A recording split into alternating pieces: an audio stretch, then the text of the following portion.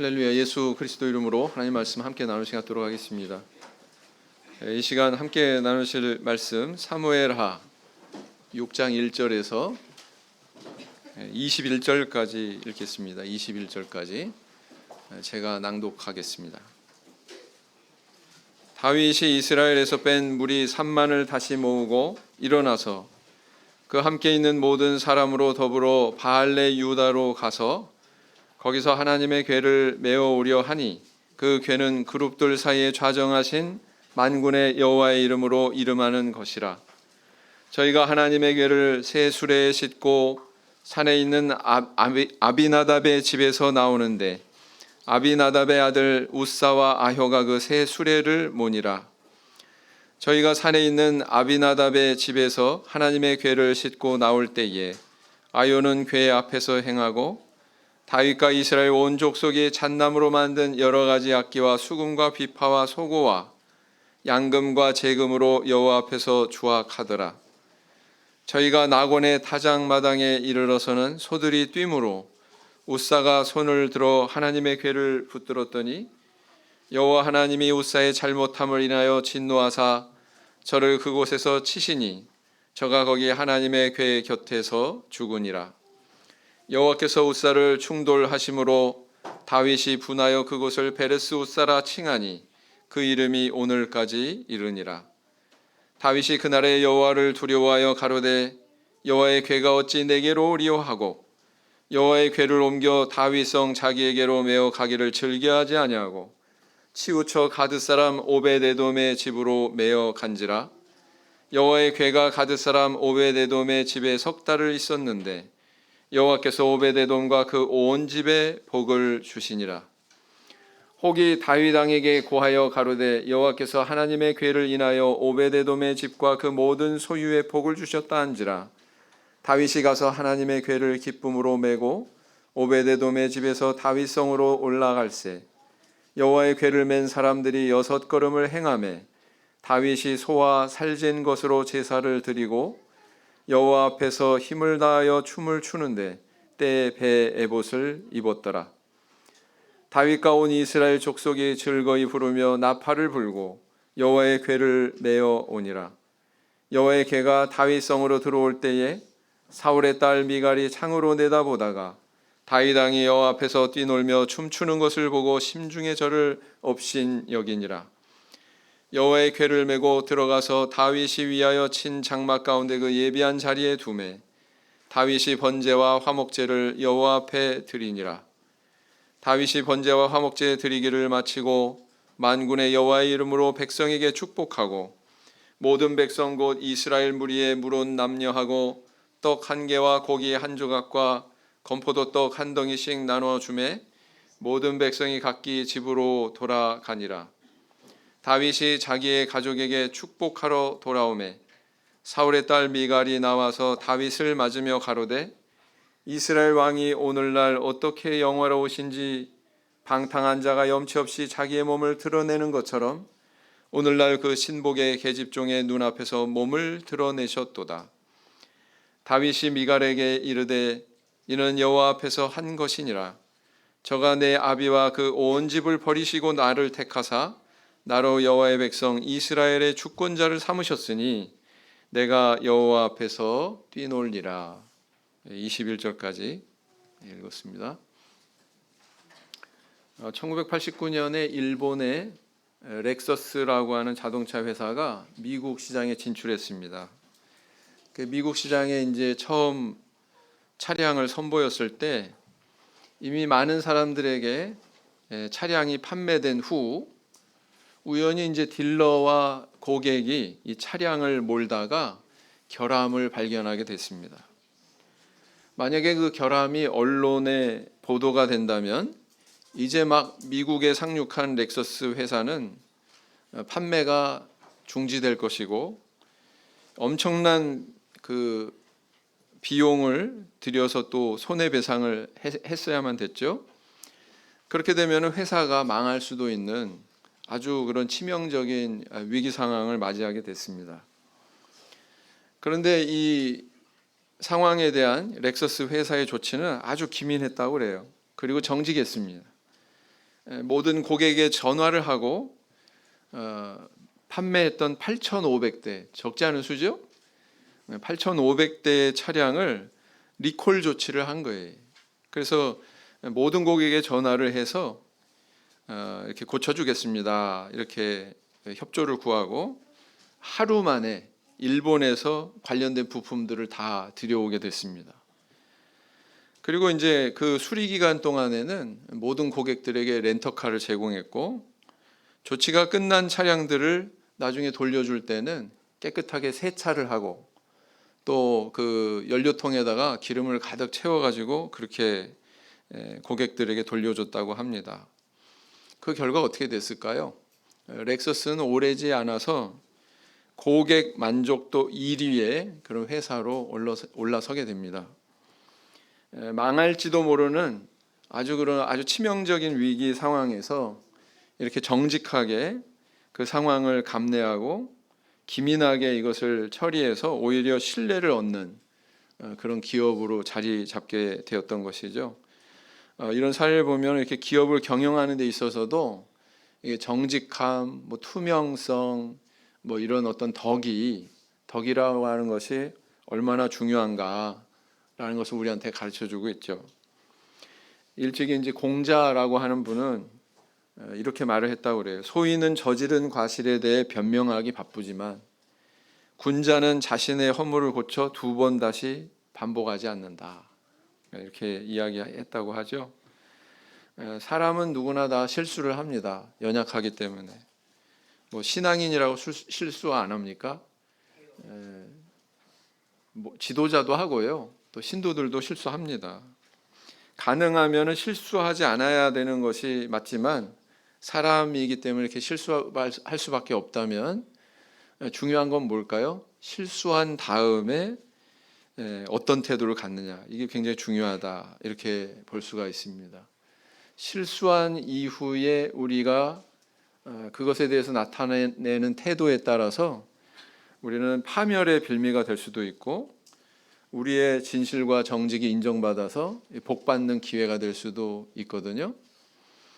야고보서 3장 2절 말씀을 보시겠습니다. 야고보서 3장 2절 말씀을 보시겠습니다.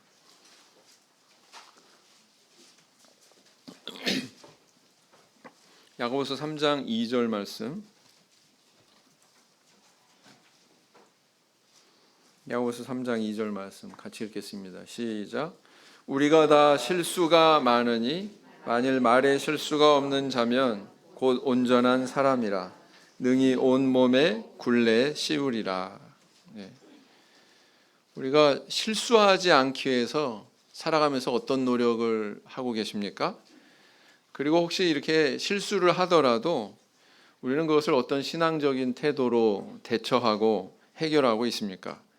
오늘은 이 다윗이 언약궤를 다윗성에서 다윗성으로 옮겨가는 그런 과정에서 발생한 불미스러운 사건, 우사의 사망 사건을 통해서 이 언약궤를 통해 말씀하신 하나님의 음성이 무엇인지 함께 살펴보고 은혜를 나누는 시간을 가지고자 합니다. 자, 다윗은 여부스 족속에게서 빼앗은 다윗성을 새로운 도읍으로 삼았습니다. 그리고 바알레 유다, 기랏 여아림의 옛 지명이죠. 이곳에서 다윗성까지 언약궤를 옮겨오고자 했습니다. 언약궤가 뭡니까? 기억나시나요? 성경에서 이 언약궤는 법궤, 증거궤, 또 여호와의 궤, 하나님의 궤, 여러 가지 그런 호칭으로 불리우죠. 출애굽기 25장부터 이제 성막에 대한 내용을 쭉 기록을 하고 있는데 첫 장에 25장에 바로 가장 중요한 기물인 이 언약궤에 대해서, 법궤에 대해서 그 설계의 내용을 기록을 하고 있습니다. 그 내용을 보면은요, 오늘날의 단위로 환산하면 이 길이가 1.22m예요. 길이가 1.22m. 어린아이들 그 키만큼 되는 거죠. 그 다음에 또 높이가 76cm, 넓이가 76cm. 치수상으로 보면 그렇게 크지 않습니다. 조각목으로 만들었는데요. 조각목, 다시 말하면 아카시아 나무로 상자를 이렇게 짜서 그 위에 금을 안팎으로 이렇게 다 입힌 겁니다. 그 상자 위에도 황금으로 입힌 그런 뚜껑을 덮었는데요. 그 뚜껑을 일컬어서 뭐라고 그러냐면 속죄소 또는 시은좌 이렇게 얘기한다고 그랬죠. 기억나십니까? 제가 이렇게 얘기할 때 마음속으로 한번 상상해 보세요. 전에 제가 PPT로 이렇게 화면으로 보여드렸던 그 내용들을 한번 상상을 하시면서 들어보시기 바랍니다. 그 속죄소 위에는 하나로 이렇게 연결이 된 그룹이라고 하는 두 천사가 있습니다. 그 두 천사는 날개를 펼쳐서 이렇게 속죄소를 이렇게 가리고 있죠. 그리고 이 천사의 시선은 바로 그 속죄소를 향해서 있습니다. 뿐만 아니라 또 이 궤의 네 귀퉁이에는 고리가 있어서 혹시 이것을 운송할 경우에는 거기다가 채를 꿰서, 긴 장대를 말하는 거죠. 채를 꿰가지고 네 군데에서 이렇게 사람들이 그것을 들고 운반을 할 수 있게 그렇게 만들어져 있습니다. 그리고 이것을 어디다가 안치해 놨냐면 성막의 가장 안쪽 방, 그것을 뭐라고 그랬어요? 가장 안쪽 방을 지극히 거룩한 곳, 지성소 이렇게 얘기했습니다. 그래서 지성소에다 그것을 안치해 놓고요. 그곳에서 어떤 일이 이루어졌습니까? 모세가 하나님과 대화할 때 이 언약궤 앞에 나가가지고 그 속죄소에서 들려지는 하나님의 음성을 통해 대화했죠. 모세 이후에 그 아론으로부터 승계받은 대제사장들도 역시 그러했다라는 것입니다. 이처럼 성막에서 제일 중요한 기물이 바로 뭐예요? 언약궤, 법궤입니다. 이것은 왜 또 중요하냐? 그것은 하나님의 임재의 상징이기 때문에 거기서 하나님의 음성이 들려왔으니까 하나님의 임재의 상징이라는 거예요. 그래서 언약궤를 내 곁에 둔다. 이것은 곧 하나님을 내 가까이에 모신다. 이런 뜻이었다는 거예요. 그래서 다윗이 수십 년 방치되었던 이 언약궤를 새 도읍인 다윗성으로 옮겨오려고 했던 것입니다. 자기 가까이 두려고 했던 거예요. 하나님을 가까이 하고자 했던 것입니다.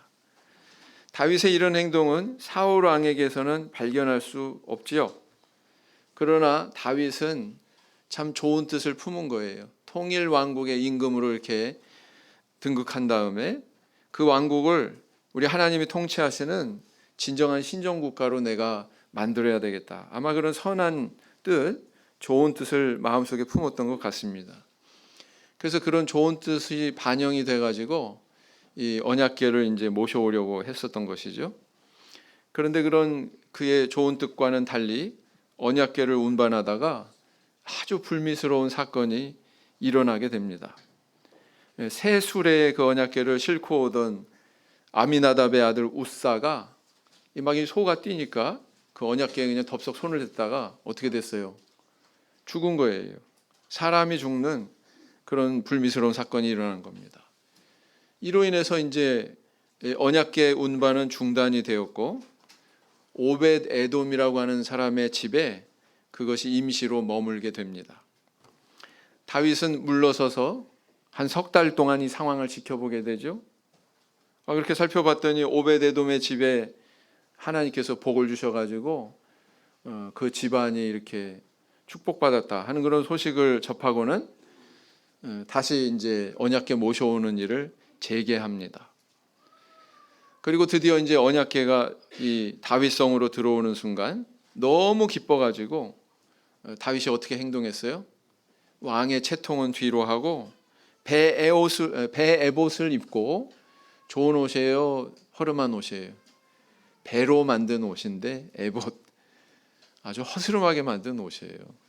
몸도 다 가리지도 못하고 그런 옷을 입고서 하나님 앞에서 춤을 추게 됩니다.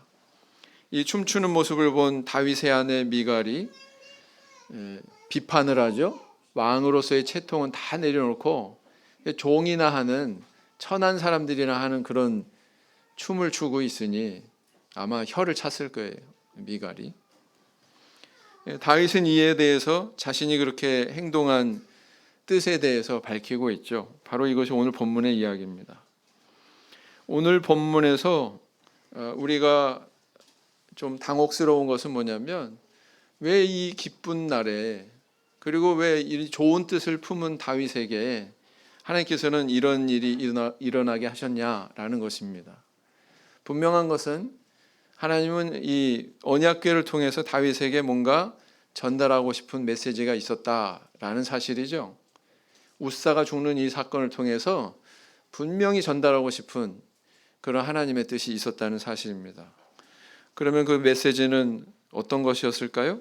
첫째는 사람의 방법보다 하나님의 방법을 순종해야 된다. 여기에 대한 아주 깊은 교훈을 주고 있는 겁니다. 사무엘하 6장 3절을 보세요. 6장 3절을 보시면 어떻게 기록하고 있습니까? 저희가 하나님의 궤를 새 수레에 싣고 산에 있는 아비나답의 집에서 나오는데 아미나답의 아들 웃사와 아효가 그 새 수레를 모니라 그랬어요. 어디다 운송을 했습니까? 새 수레에 운송을 했다. 이렇게 기록을 하고 있죠. 근데 6절을 보세요. 저희가 나곤의 타작마당에 이르러서는 소들이 뛰므로 그랬어요. 무엇이 끌게 했습니까? 그 수레를 소가 끌게 했어요. 소가 끌게 했어요. 근데 소들이 뛰니까 웃사가 손을 들어 하나님의 궤를 붙들었더니 여기서 이제 문제가 된 거죠. 여호와 하나님이 웃사의 잘못함을 인하여 진노하사 저를 그곳에서 치시니 저가 거기 하나님의 궤 곁에서 죽으니라 이렇게 기록을 하고 있습니다. 분명히 밝히고 있는 것은 웃사가 잘했다 잘못했다? 잘못했다. 뭘 잘못했다라는 것에 대한 설명은 본문에 없습니다. 그러나 웃사가 잘못해서 죽은 거구나라는 거 알 수 있어요, 없어요? 네. 그리고 이 웃사의 행동에 대해서 하나님이 진노하셨다 이렇게 표현했다는 사실이에요. 진노하셨다. 그리고 그곳에서 웃사를 치셨습니다. 3절에 맨 처음에 시작이 된 이 운송의 방법은 새 수레에 싣고 가는 거였어요. 그리고 그것을 사람이 끄는 것도 아니고 누가 끌었어요? 소가 끌게 했습니다. 그리고 이제 이것이 운송이 되는 가운데 다윗이 얼마나 기뻤겠어요? 그래서 수금, 비파, 소고, 양금, 재금 오늘날로 이야기할 것 같으면 오케스트라를 동원한 거예요. 오케스트라를. 그래가지고 막 주악을 하면서 그 기쁜 순간을 기념하고 축하하고 그랬죠. 그런데 궤를 옮기던 소들이 뛰어가지고 웃사가 그만 그 언약궤 손을 대는 바람에 결국은 하나님께서 치셔서 이렇게 죽음을 당하는 그런 일이 발생한 겁니다. 갑자기 잔치집 분위기에서 초상집이 돼버리고 말았습니다. 그가 죽은 이유는 분명했어요. 뭐냐면 잘못해서. 뭘 잘못했을까? 웃사가 뭘 잘못했는지 알려면 우리는 언약궤와 관련된 모세 율법의 규정을 알아야 됩니다. 모세 율법에 의하면 이 언약궤에 대해서 어떻게 하나님께서 명령하고 계시죠? 민수기 4장 15절을 보시겠습니다. 민수기 4장 15절.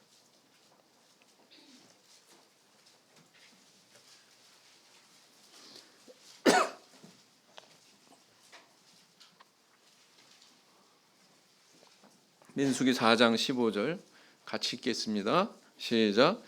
행진할 때 아론과 그 아들들이 성소와 성소의 모든 기구 덮기를 필하거든 고아 자손이 와서 맬 것이니라. 그러나 성물은 만지지 말지니 죽을까 하노라. 회막 물건 중에서 이것들은 고아 자손이 맬 것이며 그랬어요. 여러분 고아 자손이 맨다는 게 몇 번 기록됐어요? 한 절 안에 2번 기록되어 있죠. 네. 고앗 자손이 와서 맬 것이니라 그랬고 마지막에 고앗 자손이 맬 것이며 그랬잖아요. 2번이나 이렇게 기록하고 있어요. 근데 누가 맸어요? 맸어요? 네. 웃사와 아효가 여기에 나타나가지고 고앗 자손 행세를 한 거죠. 그 다음 맬 것이며 그랬어요. 동물이 끌게 했어요? 사람이 맸어요?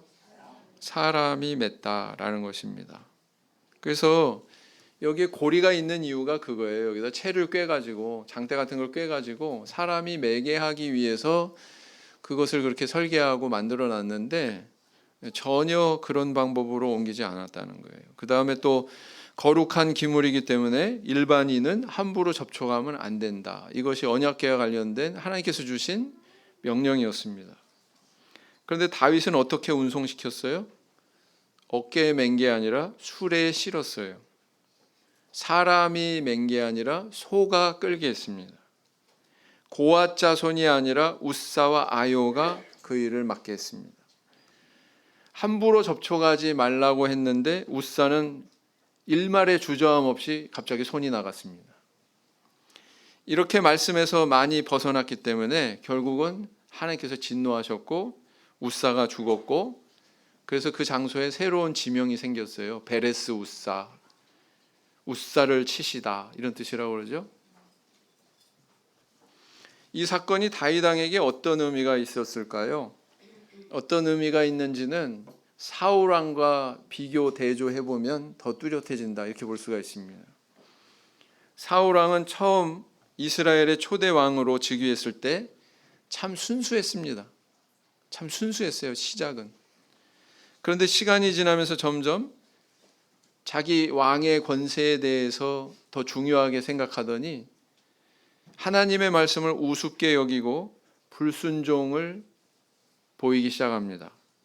첫 번째가 뭐였어요? 사무엘 선지자가 도착하기 전에 적군은 이제 앞에 있다고 해서 대신 제사를 집전하죠. 제사장 외에는 허락되지 않은 그 일을 사울 왕이 하지 않습니까? 이게 첫 번째 불순종이었어요. 그 다음에 또 하나님께서는 여전히 그를 시험하셨습니다. 아말렉 족속을 진멸해라. 사람이건 짐승이건 전부 다 진멸해라. 아마도 우상숭배 문화가 잔뜩 배어져 있는 그런 모든 것들을 심판하기 위한 하나님의 명령이었던 것 같아요. 그런데 사울은 어떻게 행동했습니까? 아각 왕을 살렸어요. 생포했습니다. 뿐만 아니라 그 가축들 가운데 정말 좋은 것들은 진멸하지 않고 남겼습니다. 왜요? 전리품으로. 하나님은 분명히 진멸하라고 그랬죠.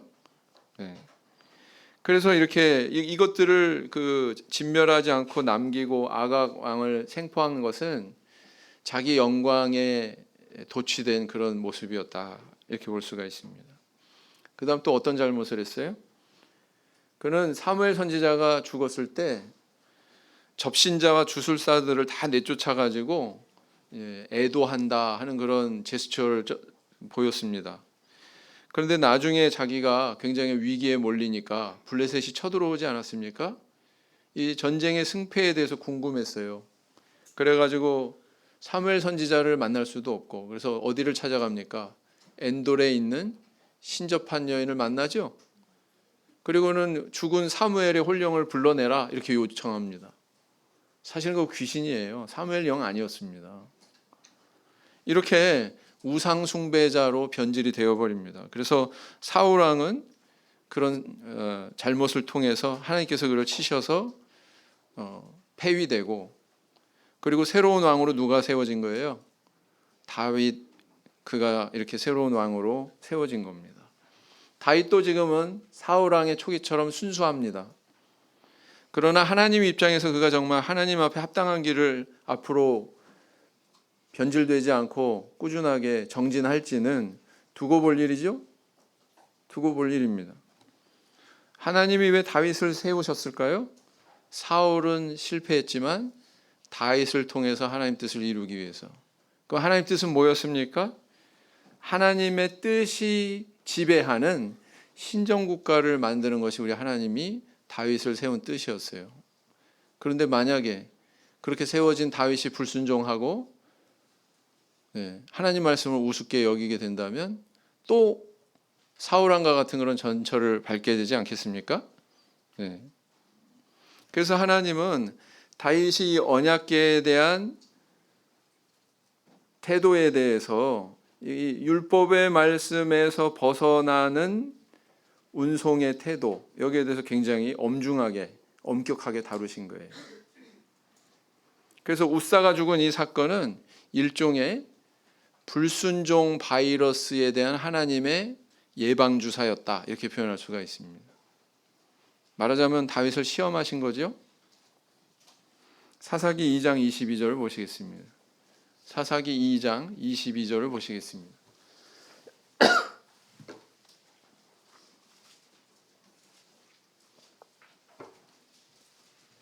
사사기 2장 22절 같이 읽겠습니다. 시작.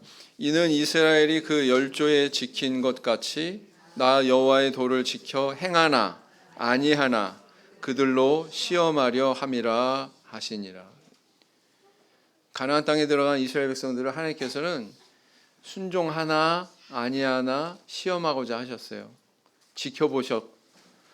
보시고자 하셨다라는 것입니다. 우리는 가끔 생각합니다.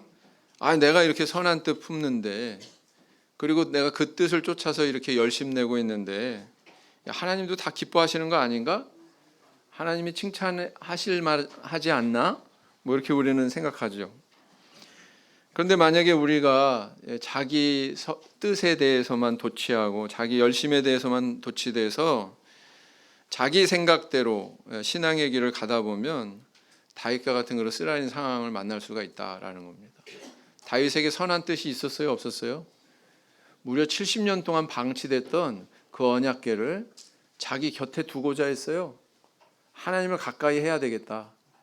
하나님이 그걸 기뻐하시고 그래야 신정국가를 이룰 수 있다. 선한 뜻이 있었습니다.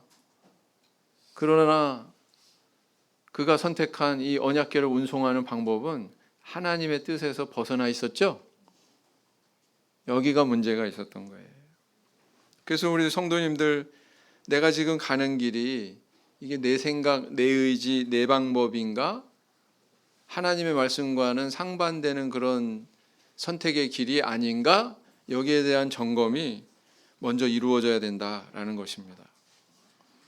어떤 사람이 우상 새겨놓고 거기다 막 절하면서 하나님, 저는 당신을 경배합니다, 이렇게 이야기한다면 하나님이 그걸 항상 기뻐한다고 생각할 수 있을까요? 우상 새기지 말라고 그랬잖아요. 그죠? 이스라엘 백성들이 어떤 실수를 저질렀습니까? 모세와 여호수아가 그 십계명의 돌비를 받기 위해서 시내산에 올랐을 때 아주 짧아요, 그 기간이. 그리고 하나님께서 구두 명령으로 우상 숭배하지 마라, 불과 얼마 전에. 그랬음에도 불구하고 이스라엘 백성들은 금송아지 우상을 부어 만들어가지고 거기다 경배하지 않습니까?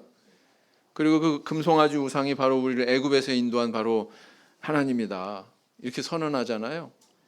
그럴 수 있다는 거예요. 그럴 수 있다는 겁니다. 그래서 우리도 이런 똑같은 오류에 빠질 위험이 있다. 우리가 교리적인 차원에서 이야기하자면 세례, 사람의 뜻대로 마음대로 하지 않습니다. 성경적인 가장 바른 길을 찾아서 선택한 게 바로 우리 참여교회가 시행하는 세례의 방법이죠. 그 아무나 아무렇게나 주지 않잖아요. 성령 받는 것도 마찬가지.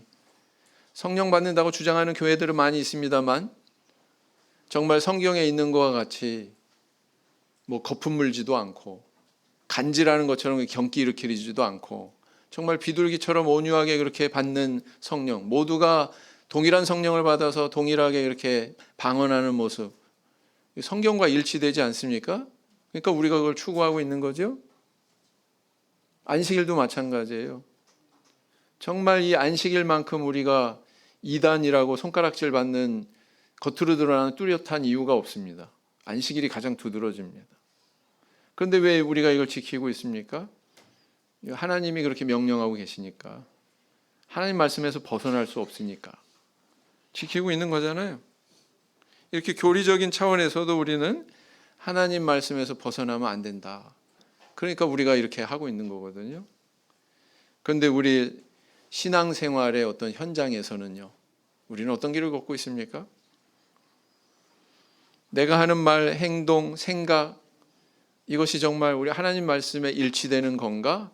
여기에 대한 점검도 우리에게 있어야 된다는 거예요. 우리 교리에 대한 점검이 있어야 되는 것처럼 우리 삶의 현장에서 우리의 영혼과 관련된 이런 것들에 대한 점검도 이루어져야 된다는 것입니다. 그래서 궁극적으로는 우리 하나님이 기뻐하시는 그분을 닮은 형상으로 변화해야 되는 숙제가 우리에게 있는 거죠. 네, 바로 그겁니다. 그래서 부디 그것을 깨닫고 따르는 저 우리 성도님들 되길 원합니다. 시편 119편 36절, 시편 119편 36절을 보시겠습니다. 시편 119편 36절, 119편 36절 같이 읽겠습니다. 119편 36절 시작. 내 마음을 주의 증거로 향하게 하시고 탐욕으로 향치 말게 하소서 그랬어요. 자, 두 번째는 뭐냐면 하나님 뜻에 민감해야 한다라는 것을 우리에게 교훈하고 있습니다. 사무엘하 6장 9절로 돌아가서 보시면 다윗이 그날에 여호와를 두려워하여 가로되 여호와의 궤가 어찌 내게로 오리요 하고 그랬어요. 다윗이 그날에, 어떤 날에? 우사가 죽은 그날에 뭐라고 그래요? 여호와의 궤가 어찌 내게로 오리요. 이렇게 말한 배경에는 뭐가 있었습니까? 여호와를 두려워했어요. 하나님께서 이렇게 우사를 쳐서 죽이는 것은 여호와의 궤가 나한테 오는 것을 하나님께서 막으시나 보다, 이렇게 생각했다는 거죠. 네. 그래서 이 일이 중단이 됐습니다. 그리고 다윗은 한 발짝 물러서서 언약궤가 어찌 되나 살펴보게 되죠. 석 달 동안. 12절. 혹이 다윗 왕에게 고하여 가로되 여호와께서 하나님의 궤를 인하여 오벳에돔의 집과 그 모든 소유에 복을 주셨다 한지라. 다윗이 가서 하나님의 궤를 기쁨으로 메고 오벳에돔의 집에서 다윗성으로 올라갈세 그랬어요. 다윗은 우사가 죽자 두려움으로 인해서 잔뜩 웅크렸습니다. 여러분, 두려워할 줄 알아야 돼요. 다윗처럼요. 하나님의 행하심에 대해서 때로는 기뻐할 수도 있지만 때로는 이렇게 두려움을 느끼는 그런 순간이 있어야 됩니다. 근데 오벳에돔의 집이 복을 받았다라는 사실을 하고는 곧바로 다시 움직입니다. 이건 뭘 의미할까요? 다윗은 이 언약궤를 통해서 말씀하고 계시는 그 하나님의 뜻에 대해서 굉장히 민감하게 깨달았어요. 하나님께서는 내가 언약궤를 옮겨오는 것을 거부하시는 게 아니구나. 옮기는 방법에 무슨 문제가 있었나? 옳지. 내가 하나님의 율법의 규정과 동떨어진 방법으로 옮겨오려고 했었구나. 문제는 여기 있었구나. 이걸 깨달은 거예요. 그걸 어떻게 할 수 있어요? 메고 왔다고 그랬잖아요. 지금 12절에 뭐라고 그랬어요? 하나님의 궤를 기쁨으로 메고 그랬잖아요. 이제 더 이상 새 수레에 실었어요? 안 실었어요? 네. 싫지 않았어요. 그래서 하나님께서 이 언약궤를 통해서 말씀하시는 바를 다윗은 온전히 이해하고 깨달았구나라는 것을 알 수가 있습니다. 처음과 다른 방법. 어떻게 해요? 새 수레에 싣고 소가 끌게 하는 것이 아니라 율법과 일치된 방법. 사람이 그걸 매게 하고 그렇게 운송을 해왔다라는 것입니다. 13절. 여호와의 궤를 맨 사람들이, 여호와의 궤를 어떻게 했다고요? 맸다고요. 맨 사람들이 6걸음을 행하며 다윗이 소와 살진 것으로 제사를 드리고 그랬습니다. 애초에 맨 처음 시도했던 이 운송의 방법은 어디에서 기원했을까요?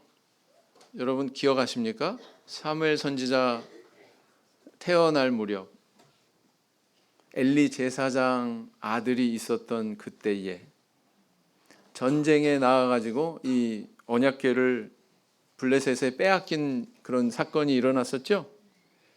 그래서 그 블레셋 진영에 갔던 언약궤가 이리 옮겨지고 저리 옮겨지고 그럴 때마다 다 재앙을 내렸습니다. 견디지 못하고 이 블레셋 사람들이 이 언약궤를 다시 이스라엘로 돌려보냅니다. 근데 그 돌려보낼 때 어떻게 돌려보냈어요? 수레에 싣고 소가 끌게 해서 그렇게 돌려보내죠. 어디서 유래했어요? 이방에서 유래했어요. 이방에서. 네. 이건 이방인의 방법이었죠. 그것은 블레셋의 방법이었습니다. 그런데 다윗은 이 오벳에돔의 집에 언약궤가 머물러 있는 동안에 뭐가 잘못됐다고 하는 것을 정확히 깨달았어요. 그리고 그 즉시 시정했습니다. 네. 이것은 다윗이 어떤 사람인지를, 어떤 신앙인지를 잘 보여주고 있습니다. 그는 하나님의 음성에 대해서 대단히 민감한 그런 사람이었어요. 네. 언약궤를 통해서, 상황을 통해서 말씀하시는 그분의 음성을 분별할 줄 알았습니다. 그리고 자기의 실수의 내용을 깨닫자 곧바로 시정할 줄 아는 그런 아주 겸손한 사람이었어요.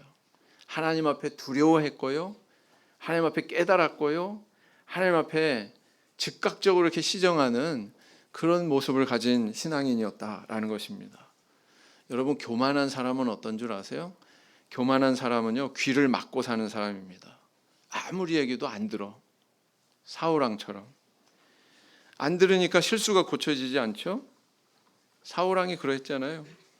하나님 말씀 어기고 막 사무엘 선지자가 와가지고 노발대발 막 지적하면은 거기에 대해서 또 어떤 태도를 나타냈어요. 사울왕이.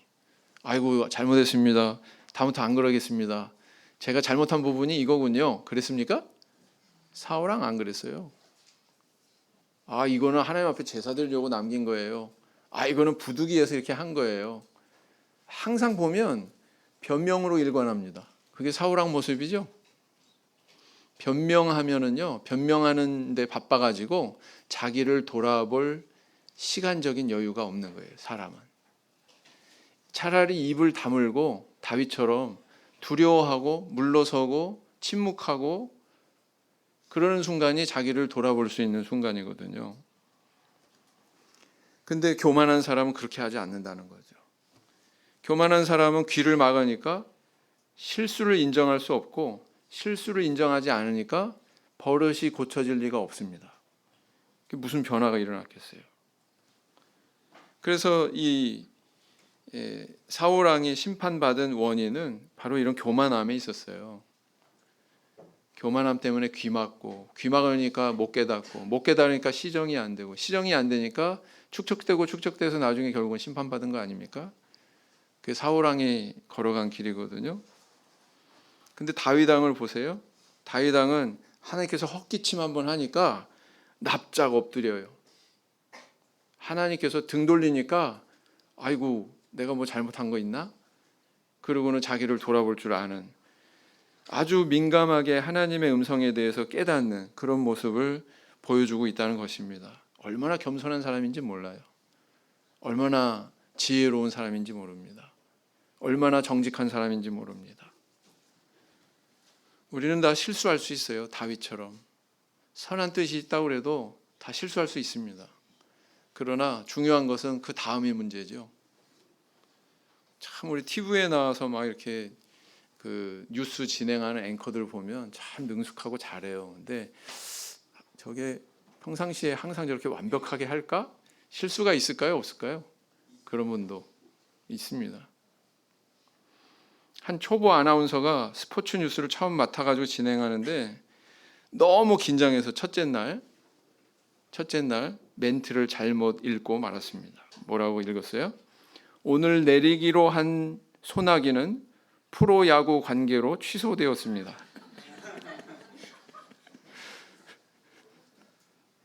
성도님들이 제일 기뻐할 때가 언제인 줄 아세요? 담임 목자가 주기도문 외우다가 틀릴 때. 네. 저는 마음 편하게 먹습니다. 뭐 실수하면 뭐 즐거움도 줄 수 있고 뭐 다 실수할 수 있는 거지. 오늘날 우리 성도님들도 신앙생활을 하는 가운데 실수할 수 있습니다. 그러나 실수한 이후에 우리의 태도가 더 중요하죠. 실수한 부분에 대해서 우리가 인정하고 깨닫는 그런 지혜가 중요한 겁니다. 깨달으면 또 주저없이 우리가 시정할 수 있는 그런 겸손이 중요한 거예요. 그래서요, 우리의 영혼이 변화하려면 두 가지가 구비돼야 됩니다. 깨닫는 지혜가 있어야 되고요, 또 겸손이 있어야 됩니다. 겸손하지 않으면 시정이 안 되거든요. 부디 다윗이 보여준 그런 겸손하고 지혜롭고 순수한 그런 모습이 바로 저와 우리 성도님들의 모습이 되기를 원합니다. 시편 26편 2절 말씀을 보시겠습니다.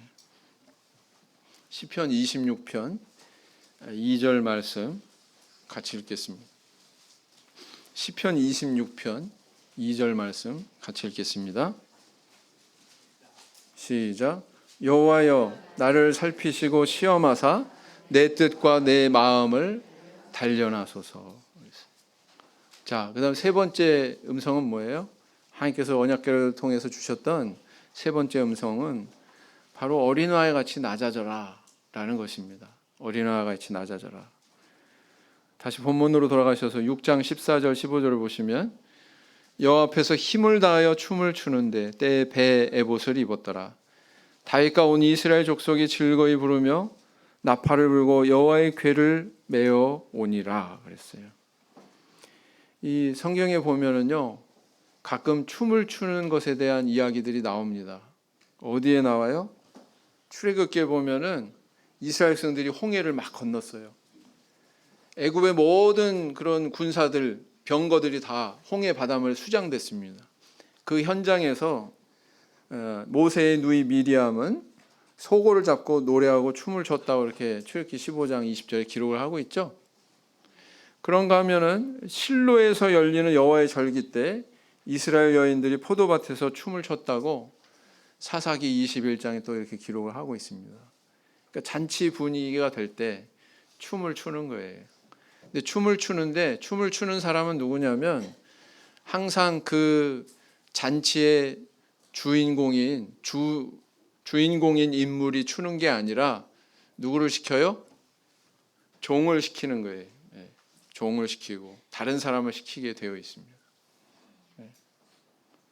그래서 광대 역할을 하는 것은 노예나 종들이 그 시대에 다 담당을 했거든요. 그런데 본문을 보세요. 춤을 춘 인물이 누구였어요? 막 왕으로 대관식을 마친 다윗이 춤을 췄다라는 것입니다.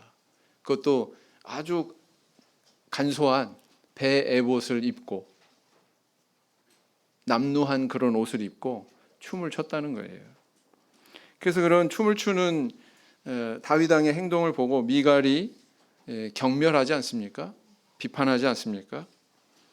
이거 뭐 왕자에 앉아가지고 남 춤추는 거 감상하고 백성들한테 딱 손들어가지고 뭐 이렇게 인사하고 무게 잡고 그래야 왕으로서 어울릴 것 같은데 그게 아니라 직접 나아가가지고 춤을 췄다는 거예요. 여기에 대해서 이렇게 비판을 한 미갈에게 다윗은 뭐라고 대답하고 있습니까? 21절 오늘 읽은 본문의 마지막 절 보시면 다윗이 미갈에게 이르되 이는 여호와 앞에서 한 것이니라. 저가 내 아비와 그 온 집을 버리시고 나를 택하사 나로 여호와의 백성 이스라엘 주권자를 삼으셨으니 내가 여호와 앞에서 뛰놀리라. 이렇게 이야기하고 있습니다. 춤추는 다윗의 마음속에 이런 음성이 있었던 거예요. 하나님을 향해서 그는 하나님의 음성을 들었고 또 하나님을 향해서 이런 음성으로 말씀드린 겁니다. 내가 비록 이렇게 임금이 되었지만 사실은 하나님께서 나를 세우신 거 아닙니까? 하나님께서 나를 이렇게 세우셨으니 나는 당신의 종에 불과합니다. 하나님이야말로 진정한 이스라엘의 임금이시고 나는 엑스트라에 불과하고 하나님께서 주인공이십니다. 이 의미 아닙니까? 네. 그런 고백을 담고 있는 거예요. 이 춤추는 행위 속에.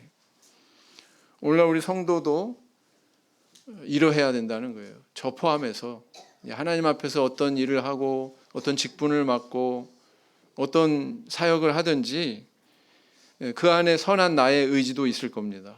선한 동기도 있을 거예요. 그러나 그것은 내가 주인은 아니다. 누가 주인이다? 하나님이 주인이다. 교회 주인은 하나님이에요. 인간이 아닙니다. 그리고 교회에서 이루어지는 모든 일도 사실은 내가 주인이 아닙니다. 누가 주인이세요? 하나님이다 라는 것입니다. 나는 심부름꾼에 불과한 거죠. 그래서 내가 누리는 은혜도 사실은 다 감사할 따름이에요. 거저 주어진 겁니다. 하나님께서 내게 은혜를 주신 거니까 거기에 대한 우리의 태도는 어떻게 나타날 뿐이에요? 찬양하고 감사하고 이거밖에는 없다라는 것입니다. 부디 이런 인식과 깨달음 속에서 신앙생활 하시는 저와 우리 성도님들 되길 원합니다. 네. 알렉산더 플레밍이라고 하는 박사가 있습니다. 페니실린이라고 하는 이 약물을 발명한 인물로 유명하죠.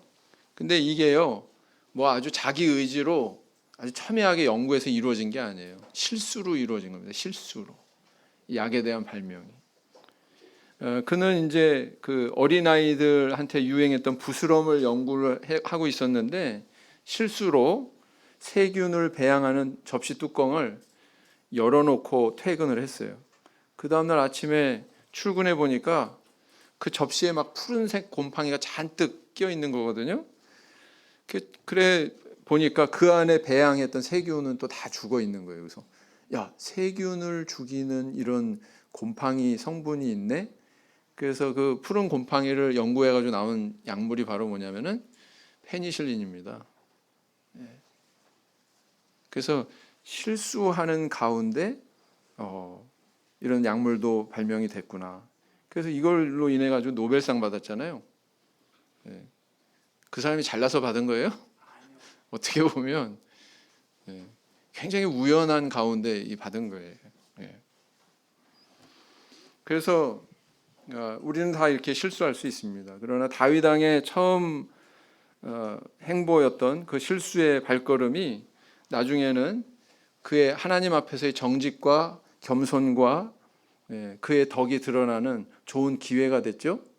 하나님 앞에 증거가 되는 그런 모습 때문에 하나님께서는 이 다윗을 그렇게 사랑하시고 평생 그와 동행해 주셨던 겁니다. 오늘날 우리 성도님들도 내 뜻, 내 열심, 내 동기 거기에 그냥 몰입해가지고 내 눈과 귀를 다 가리고 사는 게 아니라 정말 하나님의 존재를 우리가 분명히 주목하고 하나님의 음성을 듣고 그 음성대로 우리의 발걸음을 고칠 줄 아는 저 우리 성도님들 되길 원합니다. 그런 길을 갔을 때 다윗께서 베풀어 주셨던 우리 하나님께서 주신 하늘에 속한 신령한 복이 바로 저와 우리 성도님들의 것이 될 것입니다. 그런 복을 누리시는 저와 우리 성도님들 다 되시기를 예수님 이름으로 기원드립니다. 묵상 기도하시겠습니다.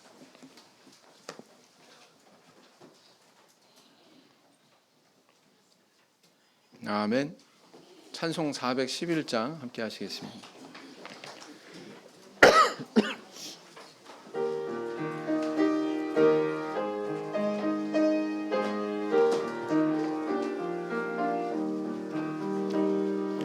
예수 사랑하심은 거룩하신 말일세. 우리들은 약하나 예수 권세만 더다. 날 사랑하신 날 사랑하신 성경에 써있네. 나를 사랑하시고 나의 죄를 다 씻어 하늘 문을 여시고 들어가게 하시네.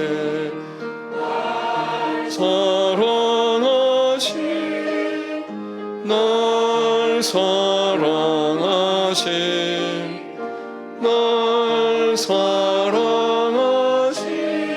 성경에 써있네. 내가 연약할수록 더욱 귀히 여기사 높은 보좌 위에서 낮은 나를 보시네. 날 사랑하신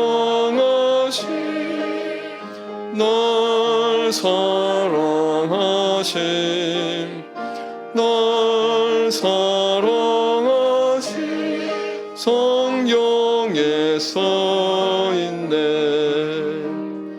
세상 사는 동안에 나와 함께 하시고 세상 떠나가는 날 천국 가게 하소서.